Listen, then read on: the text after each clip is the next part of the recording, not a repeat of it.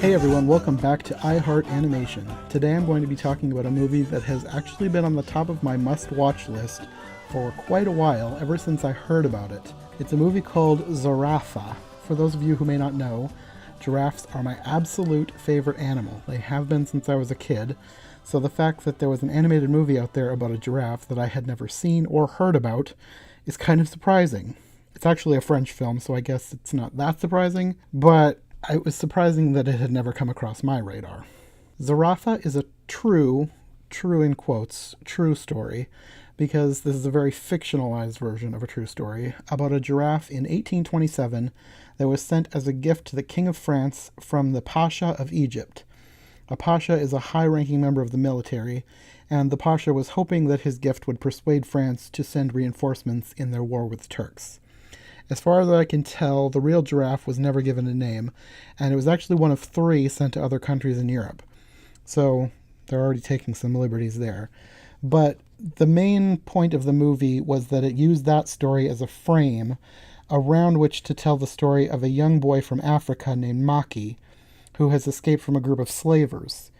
And I think it's implied that these slavers have killed his family. He tells another child who has also been captured that they burnt his village. So I think he's an orphan, because he never goes back home again. Once he escapes from the slavers, he finds a group of giraffes, one of which protects him from one of the slavers before being shot dead in front of him. Yes, there's actually kind of a lot of violence in this film, which I was not expecting. There's no blood, so I guess that's better. It wasn't gruesome, but there was still more violence than I expected going in. The slaver killed the giraffe with the intent of getting to Maki, but he is stopped by a man named Hassan, who is there to collect a giraffe to take to Egypt, and ultimately France. The giraffe that has died was actually a mother, so Hassan decides to take her baby, and he tells Maki to go home. Of course, Maki has no home to go to, so as Hassan is leaving with the baby giraffe, Maki promises the mother that he will protect her baby and bring her back. And he ends up following Hassan and the giraffe across the desert, almost dying in the process. And all this is within the first 15 minutes of the film. There is, so much more to this movie. So this is a very long and complicated, I don't want to say a quest story, but it's almost Lord of the Rings in scope, because they literally travel from, the heart of Africa to France. So it is really a long, complicated journey. So I'm not going to spoil any more of it for you. I will leave it for you to discover yourself what else happens should you choose to watch it. And I do recommend that you watch it. I would say it's probably not a good kids film, at least not for little kids. Like I said, there's a fair bit of violence, definitely more violence than I expected. But I'd say it was probably on par with the worst of Disney violence. So, imagine the worst Disney death that you've seen, and it's probably about like that. Kind of bloodless, but something bad happened. So if you're thinking about showing it to a kid, I would say just use your discretion. Some kids will be fine. Others might be traumatized seeing a giraffe shot dead point blank in the face. I don't know. I might have been traumatized as a kid. For those who care, there's also some bodily function humor. Not like the kind in American movies. The main thing is a couple of scenes involving a hippo.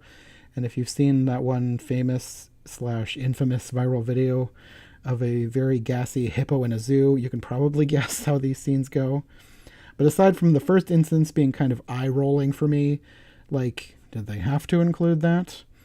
It wasn't enough for me to be, too disgusted. It was gross, but I wasn't, turning it off gross. And the second, which was arguably worse than the first, I actually laughed out loud at because it was such a clever callback. And it's sort of, weaponized the gross out humor against someone who really deserved it. So take that as you will, I guess. Aside from a few instances of that kind of humor and the violence, I really enjoyed this movie. And I'm probably going to buy it for myself. Really, I probably could have bought it sight unseen and still really enjoyed it. I don't usually buy movies without watching them first. I did consider it for this one, and if I had, I would not have regretted it. All things considered, I loved this movie. I loved just about everything about Zarafa, and if you are a giraffe lover like me, I would definitely recommend it. Anyway, I think that's going to be all for this episode. Next week, I have invited my friend Sol to come on and talk about a movie, and she chose one of her favorite childhood films, one that I'd never seen before, a movie from Mattel's direct-to-video Barbie series called Mermaidia. And I actually thought it made for a really great discussion, so come back next week for that, and we'll see you then. Bye.